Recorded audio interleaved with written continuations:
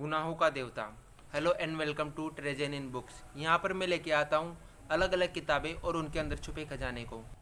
तो आज मैं लेके आया हूँ एक ऐसी किताब जिसे जिसने भी पढ़ा वो इसका दीवाना हो गया।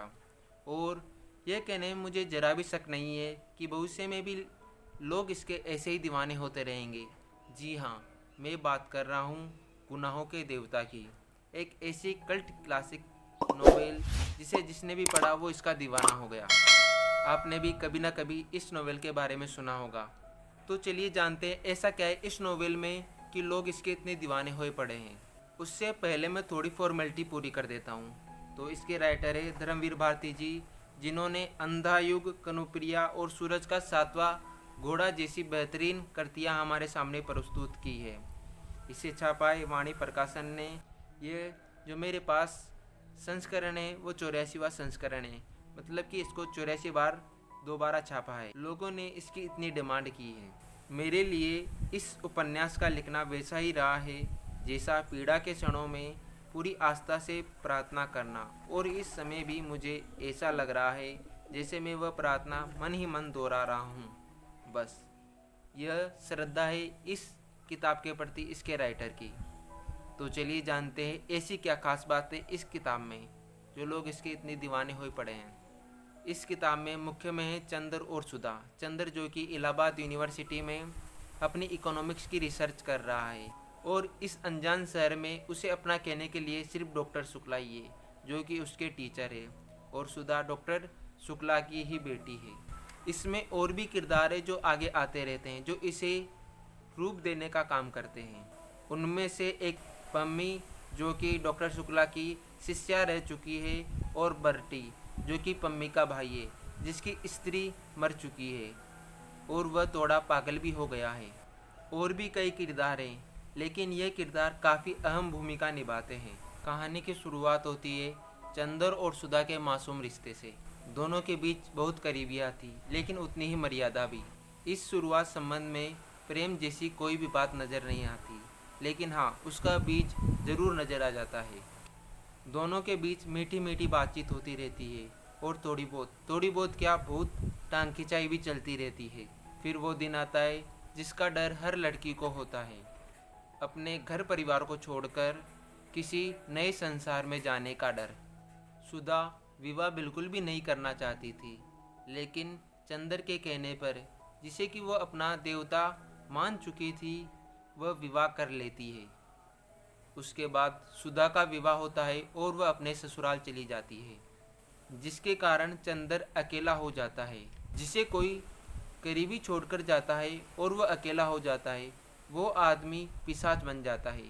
चंदर के साथ भी कुछ ऐसा ही हुआ। इस बीच उसका मिलना जुलना पम्मी के साथ काफ़ी बढ़ गया, जो कि उसकी सबसे बड़ी भूल थी, ऐसा मुझे लगता है। वो पम्मी से मिलने लगा और बर्टी से भी। बर्टी की बातें उसके मन में ऐसे बैठ गई कि वह पूरी तरह से पिशाच बन गया। हमें लगता है कि दानव के बड़े बड़े नाखून, बड़े बड़े दांत होते हैं, लेकिन ऐसा कुछ नहीं होता। हम देवता हमारी सोच के कारण ही कहलाते हैं, और दानव भी। चंदर की सोच पूरी पिशाच की सोच हो गई थी। कहानी की शुरुआत में हमें चंदर का जो देवता वाला रूप देखने को मिलता है, कहानी के बीच में आते आते वह एक पिशाच का रूप ले लेता है। इसके बाद सुधा कुछ दिनों के लिए चंदर से मिलने आती है, लेकिन चंदर उससे सही तरीके से बात भी नहीं करता। अंत में जब चंदर को अपने पिशाच होने का भान होता है, तब तक काफ़ी देर हो जाती है। वह सुधा से मिलकर माफ़ी मांगना चाहता है, सुधा से ढेरों बातें करना चाहता है, लेकिन तब तक काफ़ी देर हो चुकी होती है। पूरे उपन्यास में उस प्रेम को उजागर किया है जो मानव देह से ऊपर उठकर है। इसे पढ़कर हम जान पाते हैं कि कैसे एक व्यक्ति, एक शिष्ट व्यक्ति के विचार किसी की बातें सुनकर कैसे बदल जाते हैं। पम्मी और बर्टी की बातें सुनकर चंदर औरतों को उस नज़रिए से देखने लगता है कि स्त्रियां सिर्फ कामना की भूखी होती है, लेकिन यह उसकी सबसे बड़ी भूल होती है। अंत में यह उपन्यास हमें बताता है कि हर आदमी को एक ही तराजू में तोला नहीं जा सकता। सुधा कभी भी अपनी कामना के लिए चंदर से प्रेम नहीं करती थी। उसका प्रेम तो शुद्ध प्रेम था। को यह उपन्यास इसलिए पसंद आता है क्योंकि इसके लेखक ने इसे काफ़ी काव्यात्मक ढंग से लिखा है, और कविता तो लोगों को अक्सर अपना दीवाना बना ही लेती है। लेखक ने इसे काफ़ी भावनात्मक ढंग से भी लिखा है, जो इसे पढ़ते वक्त हम महसूस कर पाते हैं। पिछले दिनों एक फ़िल्म आई थी सैयारा। लोगों को वह फ़िल्म काफ़ी इमोशनल लगी क्योंकि उन्होंने ये किताब नहीं पढ़ रखी। इसके सामने सैयारा फ़िल्म ना के बराबर है। ये किताब हमारी नज़रों के सामने एक ऐसा चित्र खींच देती है जो कोई डायरेक्टर या मूवी मेकर कभी भी अपनी फिल्म में नहीं दिखा सकता। वाकई काफ़ी बेहतरीन नॉवल है। अगर आप एक रीडर बनना चाहते हैं तो आप इस किताब से शुरुआत कर सकते हैं। ये किताब आपको बिल्कुल भी डिसअपॉइंट नहीं करेगी, ये मेरा दावा है। ये किताब आपको अपने आप से ऐसे जोड़ देती है कि आप इसको पूरी पढ़े बिना अपनी जगह से उठ ही नहीं सकते। ये आपको किताबों से जोड़ने में काफ़ी मदद करेगी। वीडियो एंड करने से पहले इसकी छोटी सी समरी में आपको सुना देता हूँ।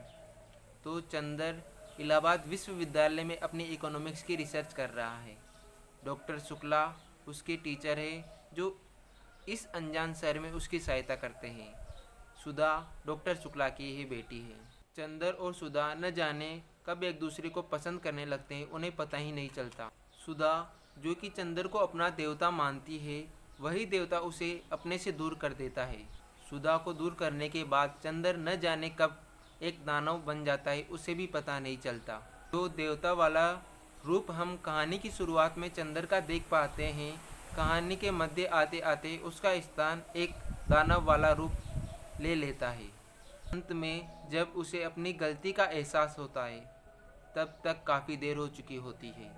एक देवता अपना सबसे बड़ा गुनाह कर चुका होता है। इस पूरे उपन्यास में सुधा और चंदर के बीच मन के खिंचाव को और चंदर के मन को बदलते हुए दिखाया गया है। फिलहाल के लिए बस इतना ही। अगर आप किताबों के अंदर छुपे खजाने को पाना चाहते हैं तो जुड़ जाइए मेरे साथ। मैं यहाँ ऐसे ही इनसाइड ऑफ बुक लाता रहता हूँ। धन्यवाद। फिर मिलते हैं किसी नई वीडियो में नई किताब के साथ। तब तक के लिए बने रहिए मेरे साथ।